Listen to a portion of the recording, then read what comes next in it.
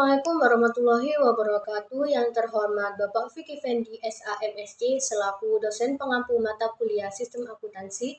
Pada kesempatan kali ini kami dari kelompok 5 akan melakukan presentasi bab 12 mengenai Sistem Akuntansi Biaya. Sebelum lanjut ke materi, izinkan kelompok kami untuk memperkenalkan diri terlebih dahulu. Yang pertama yaitu ada Syegita Griselda dengan nomor NPM 3 terakhir 020. Yang kedua ada Mariska Zulfianti dengan nomor NPM 3 terakhir 007. Yang ketiga ada Salwa Pakuita dengan NPM 3 terakhir 017. Yang keempat ada saya sendiri Cindy Azara dengan nomor NPM 3 terakhir 026. Yang kelima ada Yelira Enumbi dengan NPM terakhir 418. Baik, materi pertama saya akan menjelaskan deskripsi kegiatan, di mana sistem pengawasan produksi ditujukan untuk mengawasi pelaksanaan order produksi yang dikeluarkan oleh fungsi produksi. Nah, dalam perusahaan yang produksinya berdasarkan pesanan dari pembeli, order produksi erat hubungannya dengan order yang diterima oleh fungsi penjualan dari pembeli. Yaitu ada dokumen yang digunakan. Dokumen yang digunakan dalam sistem pengawasan produksi yaitu ada 7. Yang pertama yaitu surat order produksi. Surat order produksi yaitu dokumen surat perintah yang dikeluarkan oleh Departemen Produksi yang ditujukan kepada bagian yang terkait dengan proses pengolahan produk untuk memproduksi sejumlah produk dengan spesifikasi, cara produksi, fasilitas produksi, dan jangka waktu seperti yang tercantum dalam surat order produksi tersebut. Yang kedua yaitu ada daftar kebutuhan bahan. Daftar kebutuhan bahan ini merupakan dokumen daftar jenis dan kuantitas bahan baku yang diperlukan untuk memproduksi produk seperti yang tercantum dalam surat order produksi. Yang ketiga yaitu ada daftar kegiatan produksi. Daftar kegiatan produksi ini merupakan dokumen daftar urutan jenis, kegiatan, dan fasilitas mesin yang diperlukan untuk memproduksi produk seperti yang tercantum dalam surat order produksi. Yang keempat ada bukti permintaan dan pengeluaran barang gudang. Bukti permintaan dan pengeluaran barang gudang yaitu dokumen formulir yang digunakan oleh fungsi produksi untuk meminta bahan baku dan bahan penolong untuk memproduksi produk yang tercantum dalam surat order produksi. Yang kelima ada bukti pengembalian barang gudang. Bukti pengembalian barang gudang ini merupakan dokumen formulir yang digunakan oleh fungsi produksi untuk mengembalikan bahan baku dan bahan penolong ke fungsi gudang. Yang keenam ada kartu jam kerja. Kartu jam kerja ini merupakan dokumen yang digunakan untuk mencatat jam kerja tenaga kerja langsung yang dikonsumsi untuk memproduksi produk yang tercantum dalam surat order produksi. Yang ketujuh ada laporan produksi selesai. Laporan produksi selesai ini dibuat oleh fungsi produksi untuk memberitahukan selesainya produksi pesanan tertentu kepada fungsi perencanaan dan pengawasan produksi, fungsi gudang, fungsi penjualan, fungsi akuntansi persediaan, dan fungsi akuntansi biaya. Yaitu ada fungsi yang terkait. Fungsi yang terkait dalam sistem pengawasan produksi yaitu ada 5 fungsi. Yang pertama, fungsi penjualan. Fungsi penjualan ini bertanggung jawab atas penerimaan order dari pelanggan dan meneruskan order tersebut ke fungsi produksi.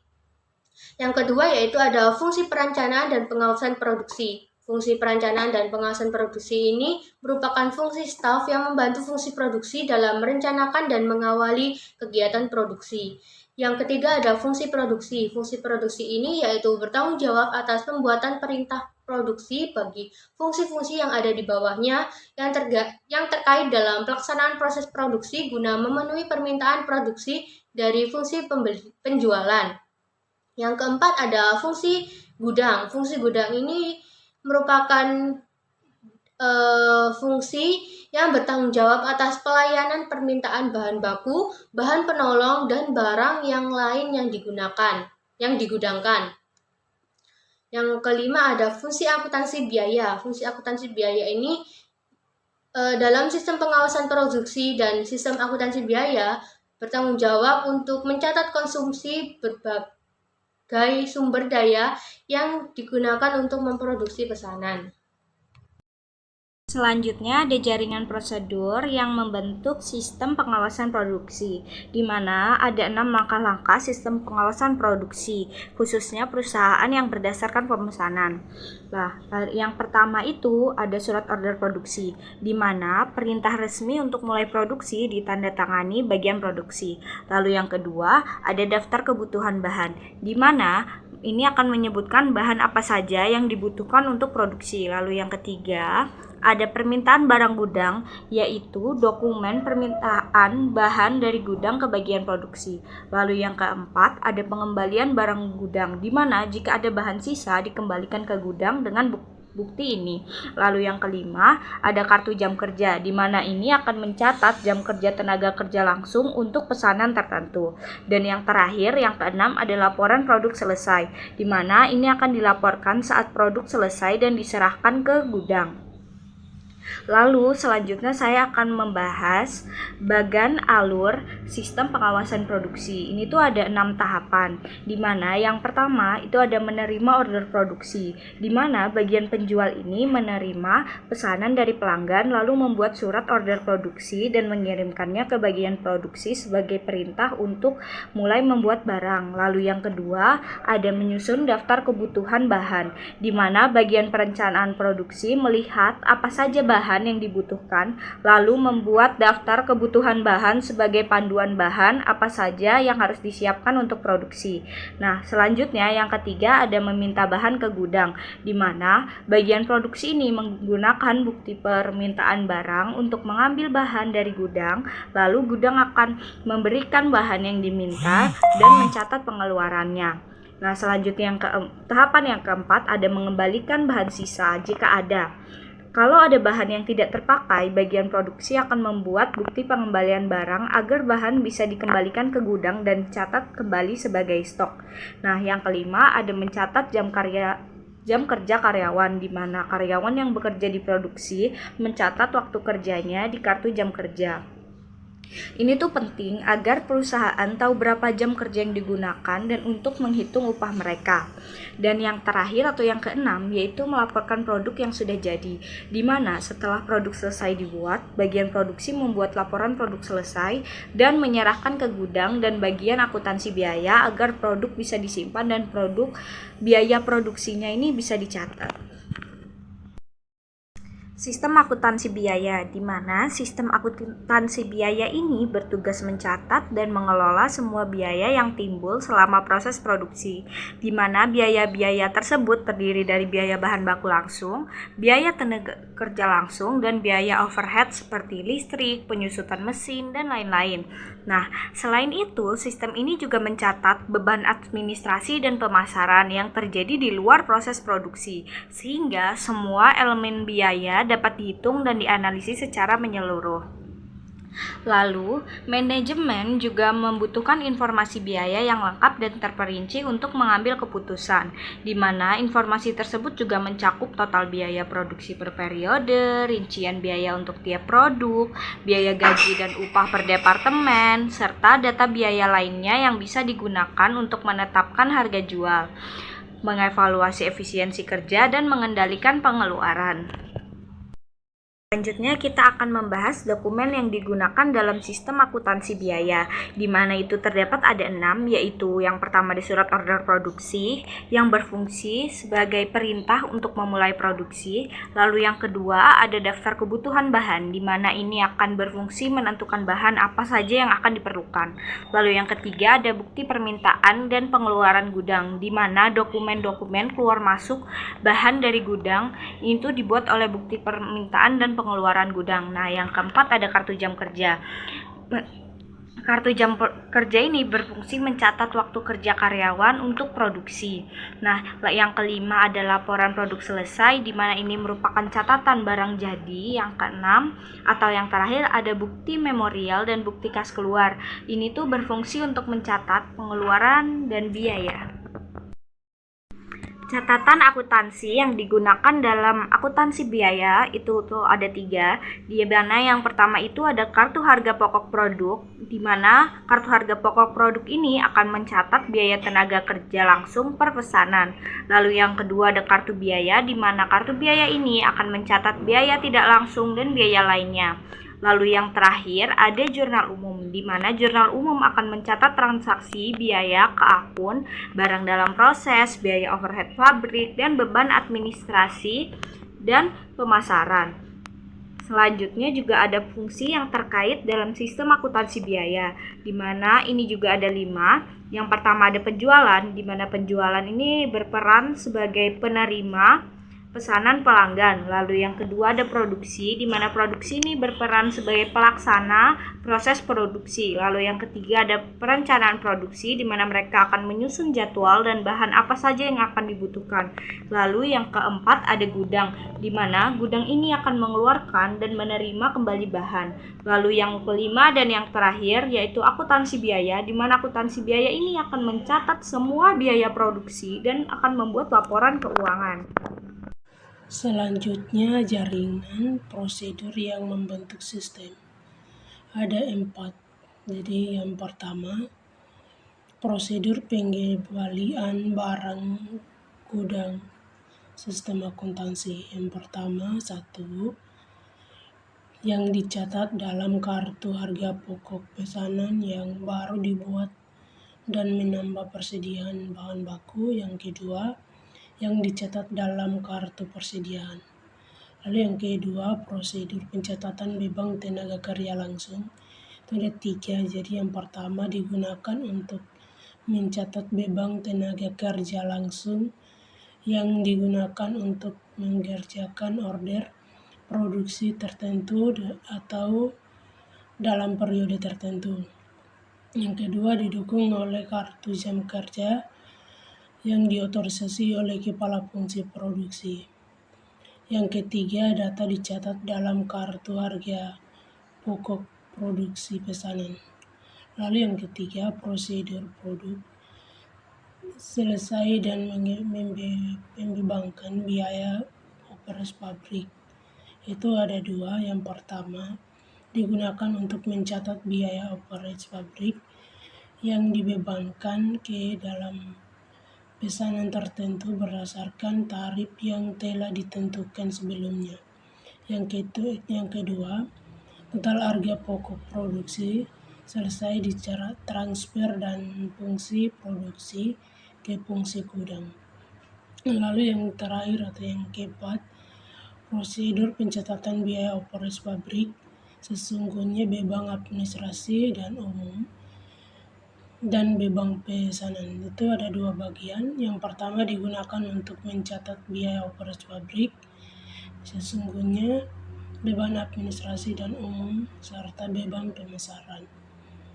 Lalu yang kedua didukung oleh berbagai dokumen sumber seperti bukti kas keluar, bukti memorial, dan lain-lain. Selanjutnya, unsur pengendalian internal dibagi menjadi 3 unsur utama. Yang pertama, penjelasan unsur pengendalian internal organisasi. Itu ada 4 bagian, 4 fungsi. Yang pertama, fungsi pencatat biaya harus terpisah dari fungsi produksi. Yang kedua, fungsi pencatat biaya harus terpisah dari fungsi yang menganggarkan biaya. Yang keempat, yang ketiga, fungsi gudang harus terpisah dari fungsi produksi. Yang keempat, fungsi gudang harus terpisah dari fungsi akuntansi. Dan yang kedua, sistem otorisasi dan prosedur pencatatan. Itu ada 5 bagian. Yang pertama, surat order produksi diotorisasi oleh kepala fungsi. Yang kedua, bukti permintaan dan pengeluaran barang diotorisasi oleh kepala fungsi produksi yang bersangkutan. Yang ketiga, bukti kas keluar diotorisasi oleh fungsi akuntansi keuangan. Yang keempat, daftar kebutuhan bahan dan daftar kegiatan produksi dibuat oleh fungsi perencanaan dan pengawasan produksi dan diotorisasi oleh kepala fungsi produksi. Yang kelima, kartu jam kerja diotorisasi oleh kepala fungsi. Dan yang ketiga, praktik yang sehat. Itu ada 3 bagian. Yang pertama, surat order produksi, bukti permintaan dan pengeluaran barang gudang, bukti kas keluar, dan bukti memorial bernomor urut tercetak dan penggunaannya dipertanggungjawabkan. Yang kedua, surat periodik, dilakukan rekonsolidasi kartu biaya dengan akun kontrol biaya dan buku besar. Yang ketiga, secara periodik dilakukan perhitungan persediaan yang ada di gudang untuk dicocokkan dengan kartu persediaan. Selanjutnya, bagang alir sistem pengawasan produksi dan sistem akuntansi biaya. Ada 8 prosedur yang meliputi. Yang pertama, prosedur order produksi. Yang kedua, prosedur permintaan dan pengeluaran barang gudang. Yang ketiga, prosedur pengembalian barang gudang. Yang keempat, prosedur pencatatan jam kerja dan biaya tenaga kerja langsung. Yang kelima, prosedur produksi selesai dan pencatatan pembinaan biaya overhead pabrik. Yang keenam, prosedur pencatatan biaya overhead pabrik sesungguhnya, beban administrasi dan umum, dan beban pemasaran yang berasal dari pengeluaran kas dan yang menggunakan register bukti kas keluar dan jurnal umum. Yang ketujuh, prosedur pencatatan biaya overhead pabrik sesungguhnya, beban administrasi dan umum, dan beban pemasaran yang berasal dari pengeluaran kas dan yang menggunakan register bukti kas keluar. Yang kedelapan, prosedur pencatatan biaya overhead pabrik sesungguhnya, beban administrasi dan umum dari biaya pemasaran yang berasal dari penyusutan, amortisasi, depresi, dan terbaiknya uang muka biaya. Selanjutnya, bagang alir dokumen prosedur order produksi.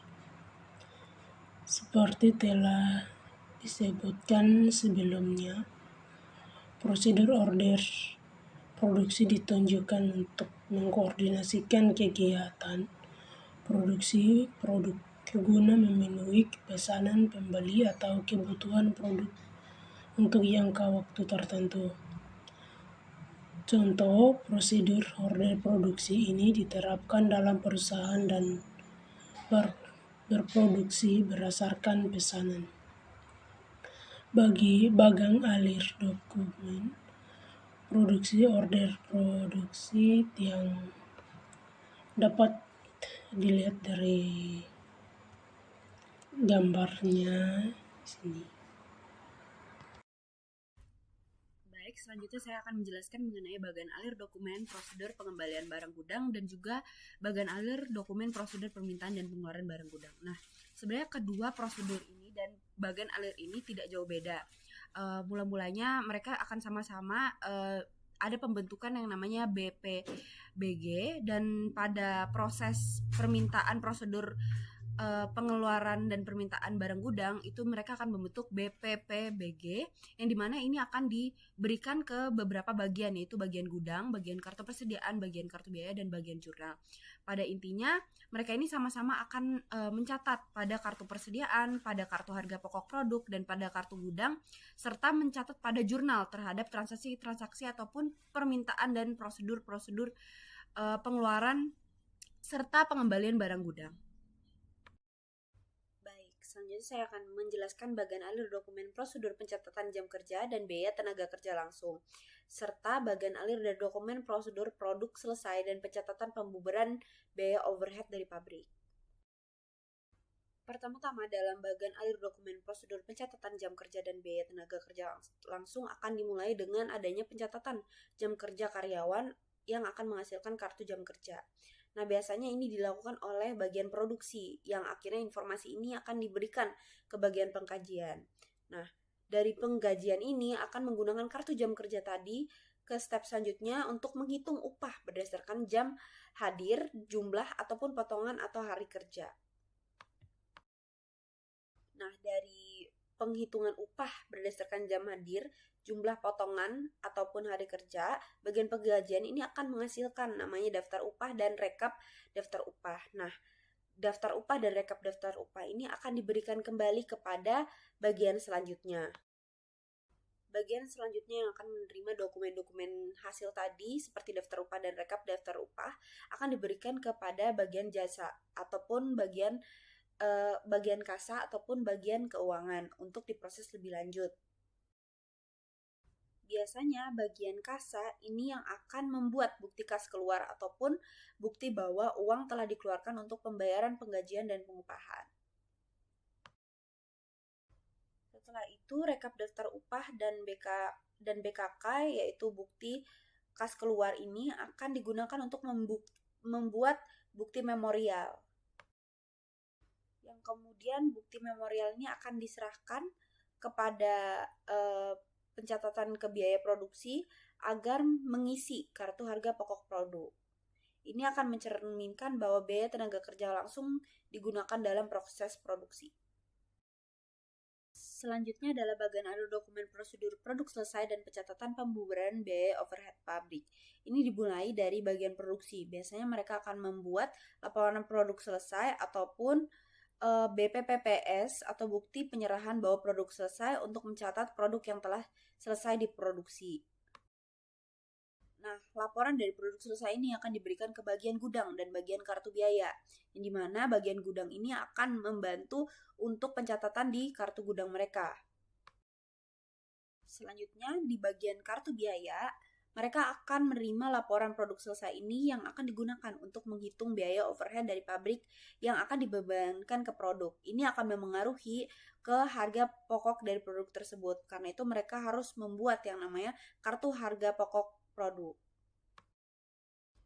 Dari bagian kartu biaya, mereka diharuskan untuk membuat bukti memorial untuk mencatat adanya perubahan dalam harga pokok produk. Contohnya seperti ada dokumen penting KH, PP, LPS, dan bukti memorial lainnya yang juga akan memengaruhi kartu persediaan.